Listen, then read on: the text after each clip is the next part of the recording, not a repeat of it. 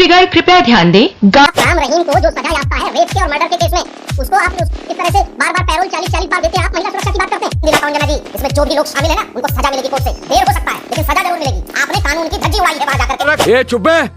BJP के planted लोग हैं, मेरी बात पूरी होने दीजिए। नहीं तो फिर मैं और को लोगों को भी निर्वस्त्र करूंगा। बीच में कोई ना बोले तो पजामे पे भी जाऊंगा। रुकिए, आइए देखते हैं, बैठन मजा आएगा। तो जी आपको भी समझ में आ रहा होगा, कांग्रेस यूथ कांग्रेस के कार्यकर्ता अलग अलग जगहों पर प्लान तो बनाएंगे ना भाई।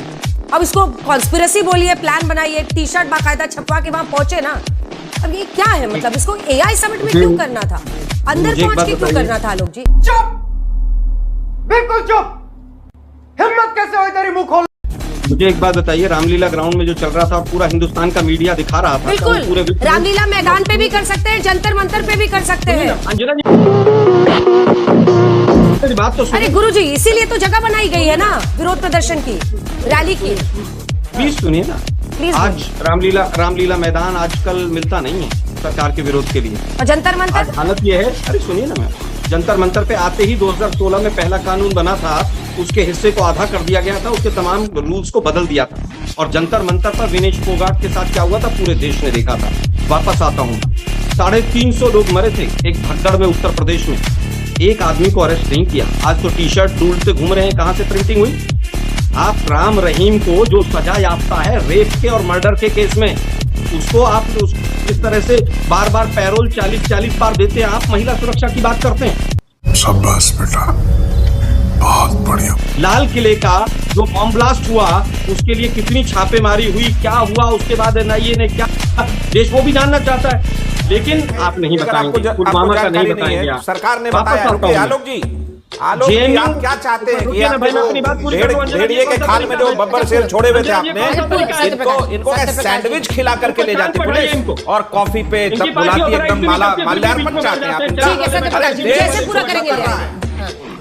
बीजेपी वालों के बिहार पे बैठते हैं ये लोग, इनकी पार्टी इनको मना करती है कि नहीं बैठेंगे। पहले प्रवक्ता बन के बैठते थे, प्रवक्ता भी नहीं नेता लिखने लगे। ठीक है मिश्रा जी, स्टूडियो का ही ऑडियो डाल दीजिए, पूछिए।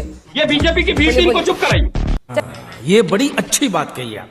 चलिए बोलिए। बीजेपी के एबीसी और कुछ करना। ये व्यक्ति बहरूपिया है, ये व्यक्ति बहरूपिया है। ये व्यक्ति कुछ दिन पहले जेडीयू का प्रवक्ता था, फिर ये नेता था, अब ये राजनीतिक विश्लेषक हो गया।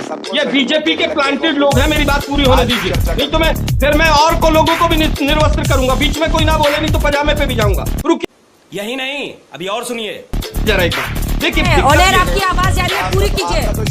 देखिए बात ये है अंजना जी, बात ये है कि जेएनयू के अंदर जिस तरह पर गलत सीडी चलाई गई थी, जिस तरह से जेएनयू की गलत सीडी चलाई गई, उस समय पर भी पूरे हिंदुस्तान के मीडिया ने दिखाया कि जेएनयू में शायद आतंकवादी आ गए, और उसके बाद पहली डेट पर हाईकोर्ट ने बेल दे दी, और आज तक सजा नहीं हुई। ये पूरे देश को पता है।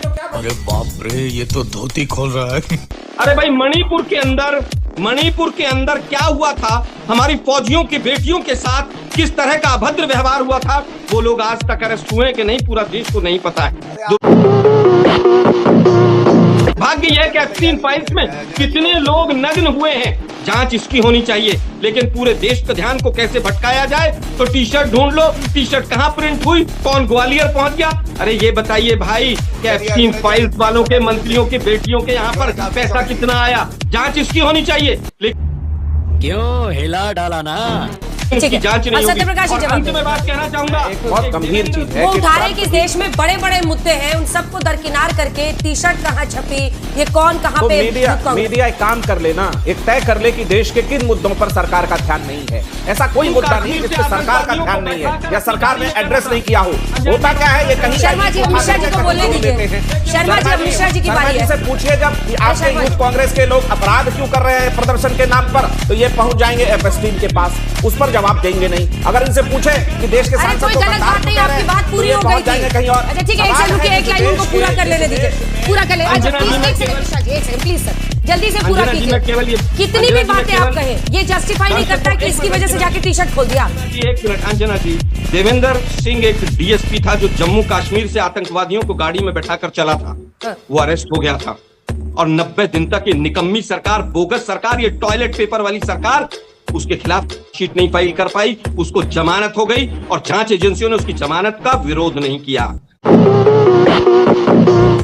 इनका ये टॉयलेट पेपर वाला जो लहजा है ना, वो इनके टॉयलेट पेपर की तरह ही हिंदुस्तान की जिस तरह से जांच एजेंसियां हैं, उन जांच एजेंसियों को उपयोग कर रहे हैं। मनमोहन सिंह के दफ्तर में बैठ करके गलबैया करते थे। देवेंद्र यादव शर्म नहीं आया? यासिन मलिक जेल में है, आतंकवादियों से गलबैया करने वाली सरकार हमें बताएगी कि हम आतंकवादियों के साथ कैसा ट्रीटमेंट करेंगे। आप एक बात समझते हैं आज अरे कौन भौंक रहा है ये बदतमीज? को वही सजा मिलती है जो सरकार मुकर्रर करती है। आपके समय में आतंकवादी प्रधानमंत्री कार्यालय में हाय हेलो थैंक यू चल रहा था। एक स्पष्ट मत है आपको देश के लोकतंत्र से ना कोई लेना देना है, संविधान की धज्जी उड़ाने का आप पर तो सबूत पेश है। एक आपके साथ बैठे वो आपके साथ गलबैया कर रहे हैं।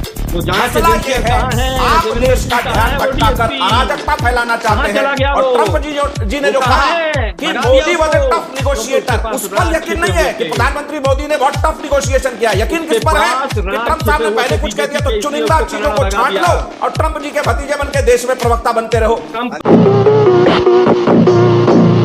जय श्री राम, सनातनी फैली।